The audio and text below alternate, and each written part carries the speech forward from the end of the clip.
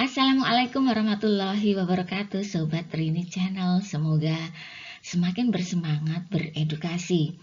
Hidup di tengah perkembangan teknologi serta persaingan global yang sedemikian tinggi dan dengan gerak yang cepat menjadi tantangan tersendiri bagi setiap orang, termasuk bagi generasi milenial saat ini.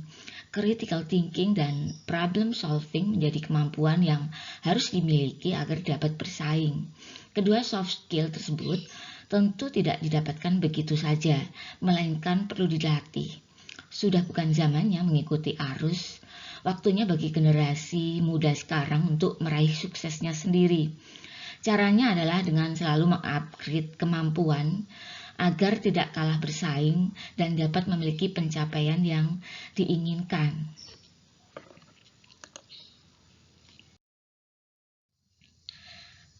Dalam upaya memahami critical thinking dan problem solving, apa sebenarnya yang dimaksud critical thinking dan problem solving? Critical thinking adalah keterampilan berpikir kritis. Artinya tidak begitu saja menerima informasi yang datang, kita perlu mencari kebenaran dari informasi tersebut, melihat dari berbagai perspektif, atau jika perlu berpikir dengan menggunakan cara yang paling cerdas.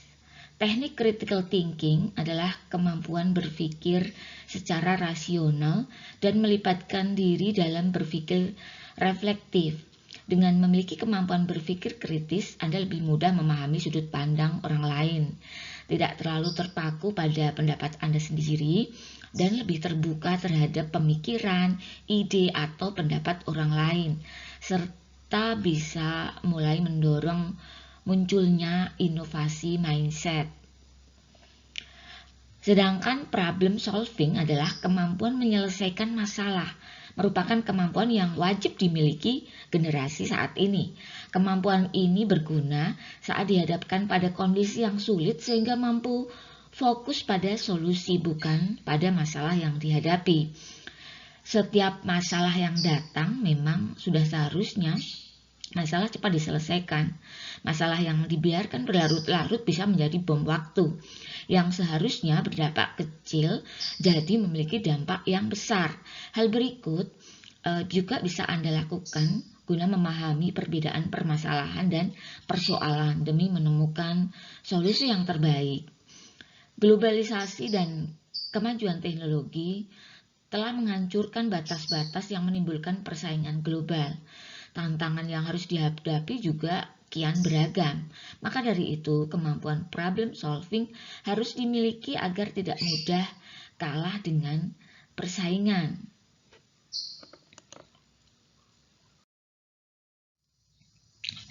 Nah, salah satu caranya untuk menumbuhkan critical thinking adalah dengan menggunakan latihan soal-soal studi kasus. Nah, itulah kenapa di dalam setiap pembelajaran saya selalu memberi peserta didik soal studi kasus, gunanya untuk melatih bagaimana mereka dapat mengidentifikasi masalah dengan baik, kemudian bisa memahami kebutuhan dan minat orang lain, serta yang terakhir bisa menghadapi setiap masalah yang datang itu dengan tenang.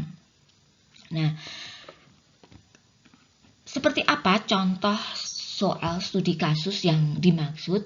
Nah, simak video berikut, jangan di skip sampai di sini, biar tuntas kalian menyaksikan apa yang dimaksud dengan kemampuan problem solving dan critical thinking dengan menggunakan soal-soal studi kasus sebagai pengasah kemampuannya. Ini sebagai contoh, ada perusahaan manapun pasti pernah mengalami konflik internal, mulai dari tingkat individu, kelompok, sampai unit. Mulai dari derajat dan lingkup konflik yang kecil sampai yang besar.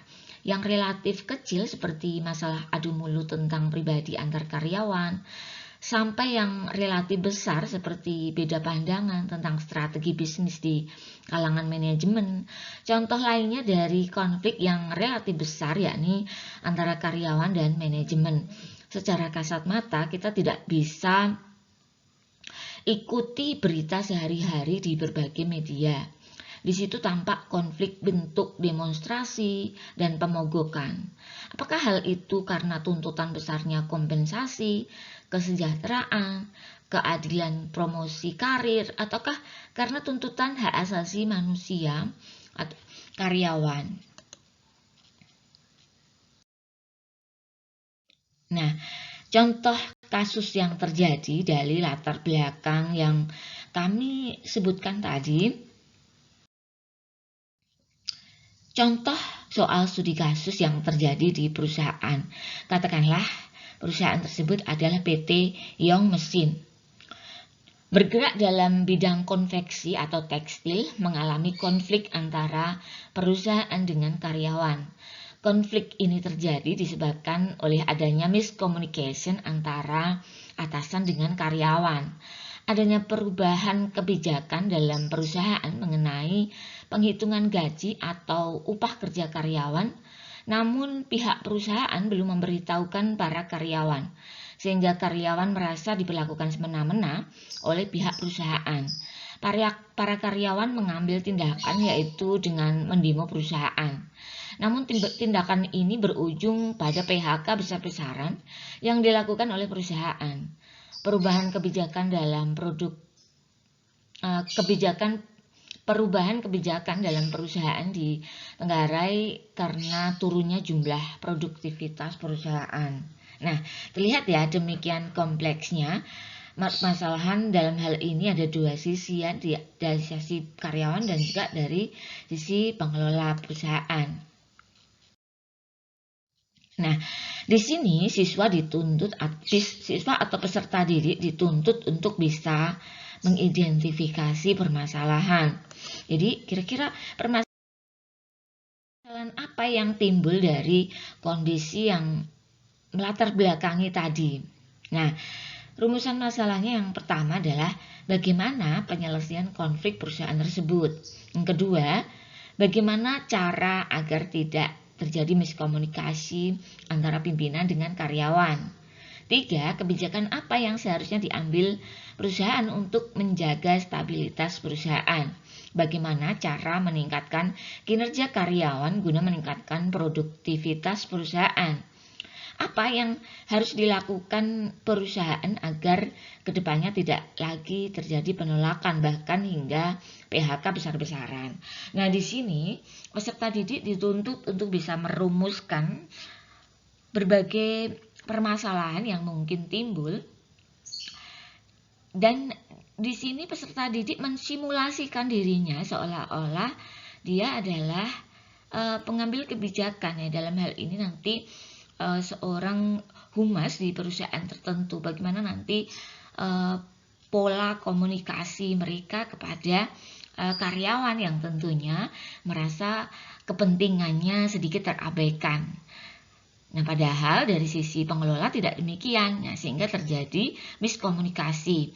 Nah, kemampuan masing-masing peserta didik dalam merumuskan masalah tentu nanti akan berbeda-beda, sehingga permasalahan-permasalahan yang dimunculkan oleh setiap peserta didik berdasarkan studi kasus yang terjadi tadi tentu nanti akan berbeda-beda.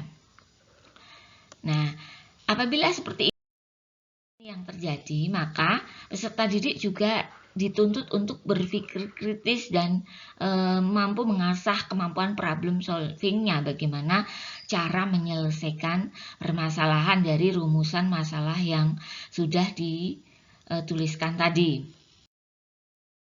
Nah, untuk permasalahan yang pertama, penyelesaian konflik dalam perusahaan tersebut bisa disimulasi seperti ini ya. Nah, penyelesaian ini tentunya harus melibatkan dua belah pihak, yaitu pihak perusahaan dan perwakilan dari karyawan yang merasa tidak menerima kebijakan tersebut. Hal yang harus dilakukan adalah kedua belah pihak harus mengenali terlebih dahulu konflik yang sedang terjadi, sehingga bisa menentukan sikap yang harus diambil. Yang selanjutnya, kedua belah pihak harus mengidentifikasikan apa penyebab munculnya konflik tersebut. Selanjutnya, mencari jalan keluar atau solusi melalui negosiasi. Jadi, di sini komunikasi, kemudian negosiasi dipilih sebagai penyelesaian dari konflik, di mana hasil dari negosiasi tersebut tidak merugikan kepentingan kedua belah pihak. Nah, untuk permasalahan yang kedua, komunikasi antara pimpinan dengan karyawan harus mampu terjalin dengan baik. Nah, yang pertama tadi negosiasi, yang kedua komunikasi. Nah, ini bukan hanya akan berpengaruh terhadap setiap proses bisnis yang dijalankan, tetapi juga pada hubungan pribadi antara Anda dengan karyawan Anda. Namun yang namanya komunikasi tentu akan ada miss-nya. Dan inilah yang harus dicari solusinya oleh setiap atasan. Dan berikut ini beberapa cara untuk mengurangi tingkat miskomunikasi antara atasan dengan karyawannya. Yang pertama adalah menyampaikan informasi secara jelas dan transparan. Harus fokus pada pembicaraan. Selanjutnya, menghargai dan mendengarkan lawan bicara kita. Membentuk suatu sistem informasi yang terstruktur. Yang terakhir adalah memiliki analisis terhadap kesimpulan yang kuat. Nah, sehingga apa yang disampaikan oleh atasan bisa dengan mudah diterima oleh bawahannya. Nah, untuk mengatasi problem yang ketiga adalah kebijakan yang harusnya diambil oleh perusahaan adalah melakukan upaya peningkatan efisiensi, produktivitas, dan kapasitas produksi untuk memenuhi kebutuhan pasar. Dalam kasus ini contohnya, perusahaan harus merumahkan karyawan yang dianggap tidak efektif, sehingga kos perusahaan tidak tinggi, merekrut karyawan baru yang lebih produktif dan memberikan motivasi baik berupa pengarahan dan bonus sehingga produktivitas karyawan menjadi meningkat. Nah, ini tentunya nanti akan terjadi perbedaan pendapat antara peserta yang satu dengan peserta yang lainnya. Pasti ada peserta yang menganggap bahwa mempertahankan karyawan lama dianggap lebih bijaksana dibandingkan dengan merumahkan karyawan lama dan merekrut karyawan baru. Nah, biarkan di sini dari sejumlah respon yang diambil oleh peserta didik dalam mengatasi permasalahan nanti berbeda-beda. Nanti tinggal kita diskusikan saja sehingga ketemu titik tengahnya. Nah, hal ini akan melatih peserta didik untuk lebih bijaksana ya menerima perbedaan pendapat, juga sekaligus menyimpulkan sesuatu pada satu kesimpulan di mana ujungnya adalah untuk kebaikan bersama.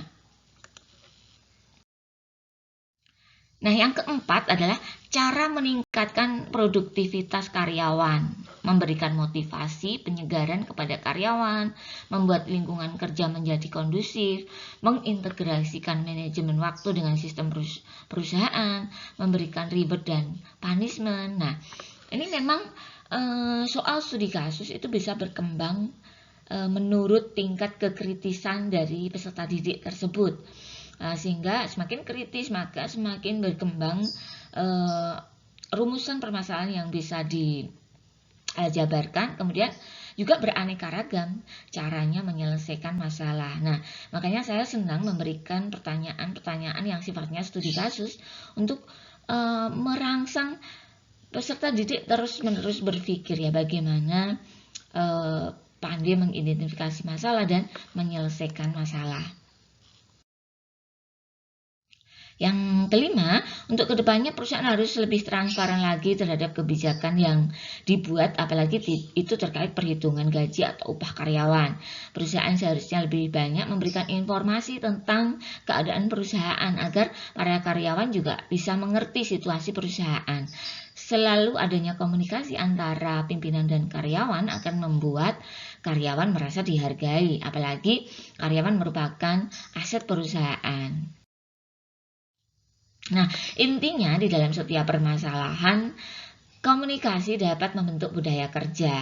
Dan budaya kerja yang baik yang diakibatkan oleh komunikasi yang berjalan dengan baik itu akan menumbuhkan integritas, ya, menumbuhkan rasa tanggung jawab, kondusivitas dari perusahaan dan seterusnya. Nah, demikian. Semoga satu soal studi kasus tadi bisa dijadikan semacam refleksi ya untuk kita bagaimana terus meningkatkan metode-metode pembelajaran apa yang dapat merangsang mereka memiliki kompetensi-kompetensi yang dibutuhkan saat ini. Nah, tidak hanya kedua kompetensi tadi yaitu berpikir kritis dan problem thinking, tentu masih banyak lagi yang lainnya yang dibutuhkan. Nah, kemudian seperti biasa ya, jangan lupa sebelum video ini berakhir, simpan link video ini, jangan lupa komen, like, and share ya untuk orang-orang tercinta Anda sehingga informasi penting ini tidak mereka lewatkan. Nah, sehingga Rini Channel Education setiap harinya semakin bersemangat untuk terus memproduksi video-video yang tentunya bermanfaat untuk